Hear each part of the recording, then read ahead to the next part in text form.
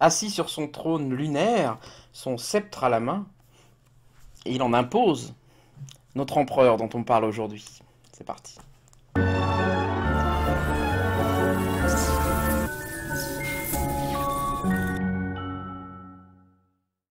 Bonjour à toutes, bonjour à tous, bienvenue sur la chaîne Alain Telly, le Mat au Soleil. J'espère que vous allez bien, que vous êtes en pleine forme, que vous avez la pêche. Aujourd'hui, justement, une carte pêchue du tarot de Marseille, c'est l'empereur. Quand on le regarde comme ça, immédiatement l'empereur, bien un petit peu comme l'impératrice, on voit qu'il est en majesté. On voit vraiment son costume, ses parures, son collier, son casque. D'ingénieur, d'architecte qu'il a sur la tête. On aperçoit d'ailleurs un petit compas à l'intérieur, hein, ce qui peut tout de suite laisser penser que c'est quelqu'un qui a des capacités de construire le monde dans lequel il vit. C'est quelqu'un qui est vraiment dans le concret. Le chiffre 4 qui le caractérise, c'est la quatrième lame, le quatrième arcane du tarot de Marseille. Ce chiffre 4, eh bien, il fait penser immédiatement à un carré, puisque c'est 4 points, donc c'est un carré. Le carré, c'est quoi? C'est la maison, c'est la stabilité, c'est l'endroit où l'on peut vivre dans le monde matériel, c'est-à-dire des murs sur les côtés, un toit sur la tête, un sol. On est vraiment dans quelque chose de protecteur, donc ça parle de stabilité. Autant l'impératrice qui était avant était symbolisée par un triangle, donc un triangle, on voit bien que c'est un peu compliqué d'y vivre pleinement, puisque les toits sont en pente, si vous voulez. Donc le triangle, s'il symbolise vraiment l'esprit par sa pointe, par son sommet, donc quelque chose qui projette, hein, comme les pyramides, on projette d'y placer peut-être le corps du pharaon pour qu'il puisse accéder à des mondes supérieurs. Donc on est bien dans le domaine de l'esprit, de la projection chez l'impératrice. Chez l'empereur, on est bien dans la stabilité, dans la concrétisation.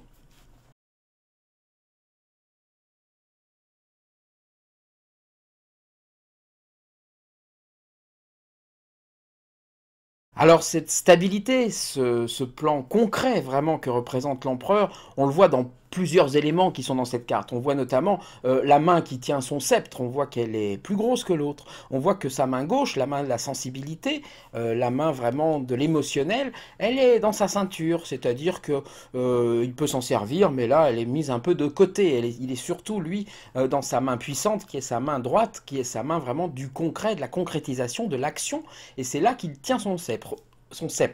Autant l'impératrice qu'on voyait juste avant avait son sceptre qui partait de son sexe pour nous montrer vraiment, et puis qui était incliné du côté de l'empereur, incliné du côté du futur. On voit vraiment cette notion de projet qui part de la sexualité, donc c'est-à-dire du fait de produire les choses avec son feu intérieur. Autant on voit qu'ici l'empereur, lui, son sceptre il est quasiment droit, il prend naissance, si vous voulez, son sceptre vraiment dans le blanc de la lame, c'est-à-dire vraiment dans la pureté, dans la maîtrise de ce qu'il propose. Donc c'est quelqu'un qui maîtrise son pouvoir, c'est-à-dire qui maîtrise son territoire, qui maîtrise, on peut dire, son corps, qui maîtrise son intellect, qui maîtrise ses passions. Et si justement on regarde la main qui tient son sceptre, on voit que sa main est beaucoup plus grosse, comme je vous le disais, que celle qui est dans sa ceinture. Donc ça montre bien dans le tarot que cette main-là a beaucoup d'importance, beaucoup de pouvoir. Si on la compare à la main du pape qui tient sa férule ou sa crosse d'évêque, on voit que c'est l'inverse avec le pape, qui est la lame suivante dont on va bientôt parler. Comme je vous disais, son compas sur son casque, donc ça fait référence évidemment au maçon, ça fait référence à l'architecte. On voit d'ailleurs que ce chiffre 4 de la stabilité, ce chiffre qui parle vraiment de construction, on le retrouve dans ses jambes, qui font un 4. Si vous regardez bien ses jambes, vous voyez un 4, et vous pouvez voir au centre de ses jambes, justement, entre ses jambes, que ça reforme un nouveau carré blanc qui parle aussi de stabilité, de pureté. Donc, dans cette lame, en fait, qui est assez simple à comprendre, on voit beaucoup de signes qui parlent un peu de la même chose. Donc, ça appuie vraiment sur ce côté carré, ce côté concret, ce côté stable. Après, il ne faut pas uniquement accoler, comme je le dis à chaque fois, un mot-clé sur une lame en se disant ben, empereur, ça veut dire stabilité, parce qu'évidemment, ça peut aussi parler d'instabilité, ça peut parler, selon les lames qui vont être autour en divination, de beaucoup de choses. On voit qu'il a une croix autour du cou, alors cette croix qu'il a autour du cou, une croix, bien voilà, vous avez l'horizontalité vraiment avec le plan matériel, vous avez l'espace, si vous voulez, vous avez la verticale qui va parler de temporalité, donc de temps, de notion du temps. de spirituel, si vous voulez. Donc on voit vraiment dans cette croix vraiment qui n'est pas décalée, qui est vraiment une simple croix dans un cercle, qu'il y a la maîtrise de tous ces éléments-là. C'est quelqu'un qui maîtrise son univers. On voit que c'est un personnage qui est complètement tourné vers la gauche, donc qui regarde le passé. On voit qu'il est totalement de profil, un peu comme les Égyptiens. Ça rappelle ces architectes justement égyptiens qui construisent ces monuments qui sont encore présents à notre époque des milliers d'années après. Alors il regarde complètement vers le passé, ça ne veut pas dire que c'est un passéiste, hein. Quand on dit dans une lame qu'elle regarde vers le passé, ça ne veut pas dire qu'il est nostalgique.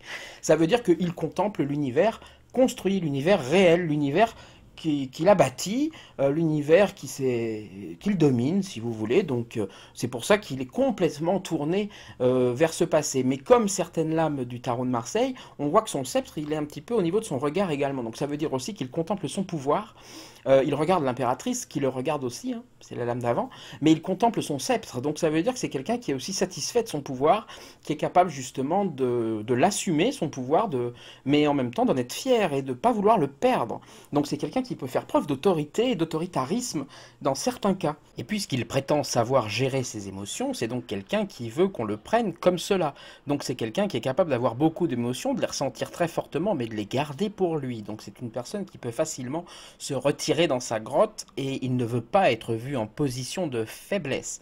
On voit que c'est un personnage également, que c'est une force au repos, c'est-à-dire qu'il est à moitié assis. Vous voyez, il n'a pas l'air d'être complètement assis dans son trône. Ça montre ça qu'il est prêt à agir immédiatement s'il est attaqué.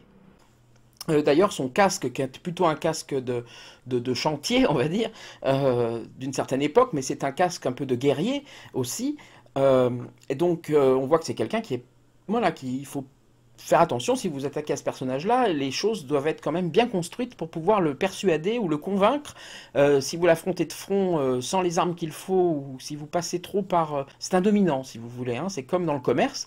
Moi, j'ai travaillé dans le commerce longtemps.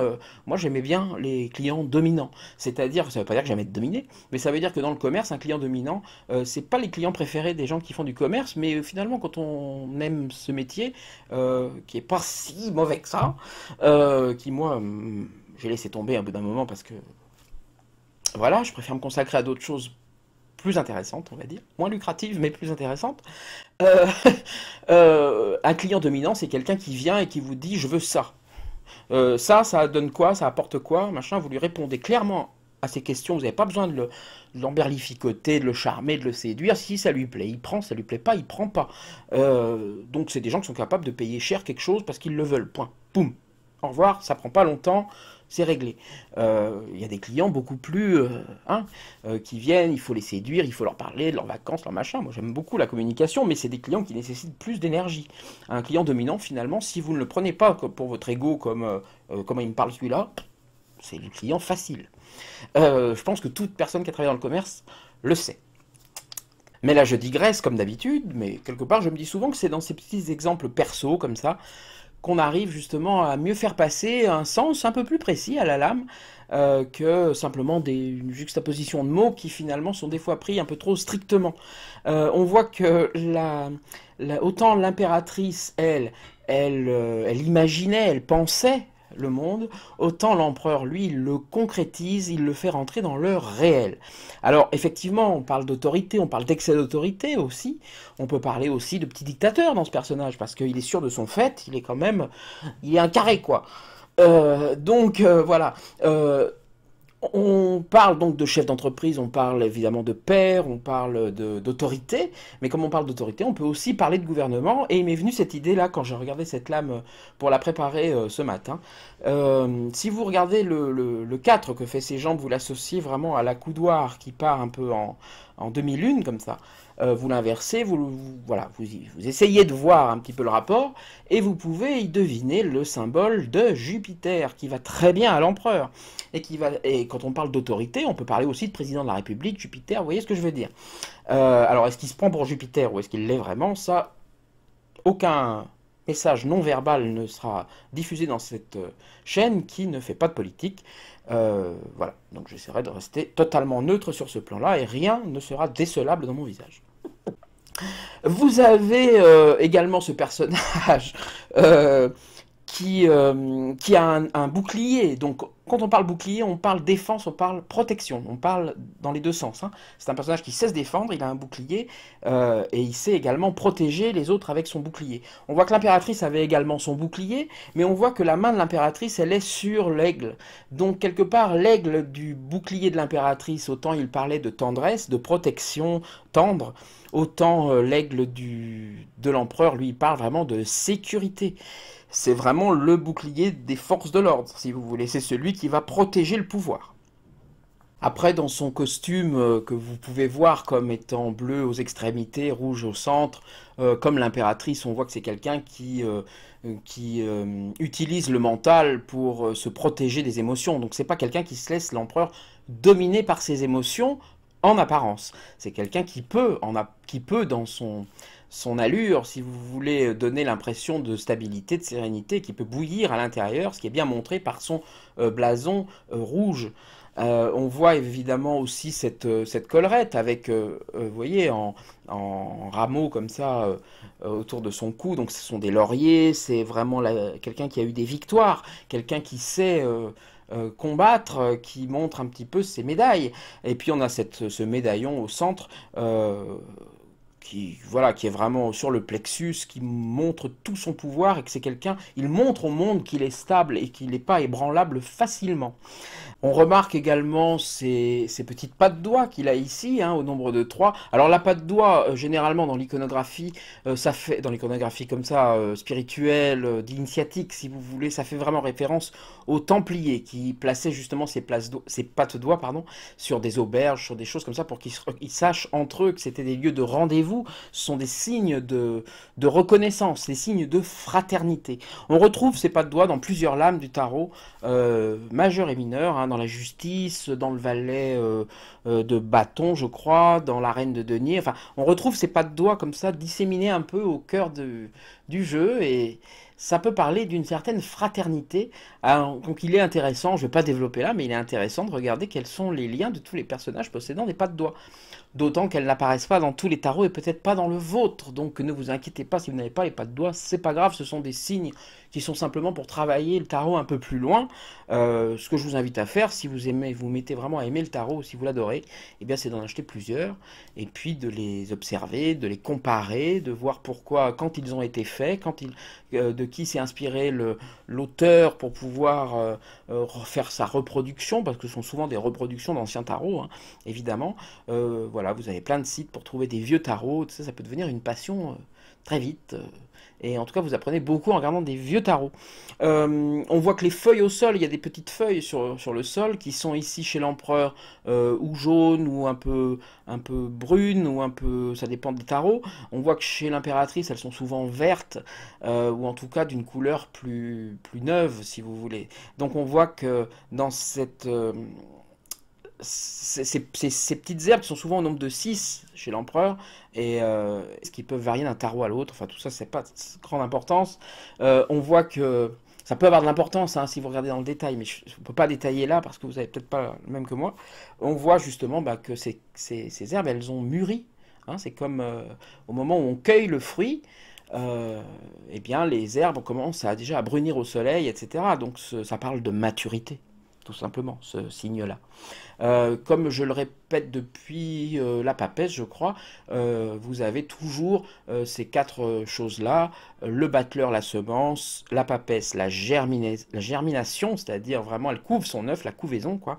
Vous avez le 3 avec l'impératrice qui va parler vraiment de l'éclosion, comme si la plante ou l'arbre faisait ses premières fleurs.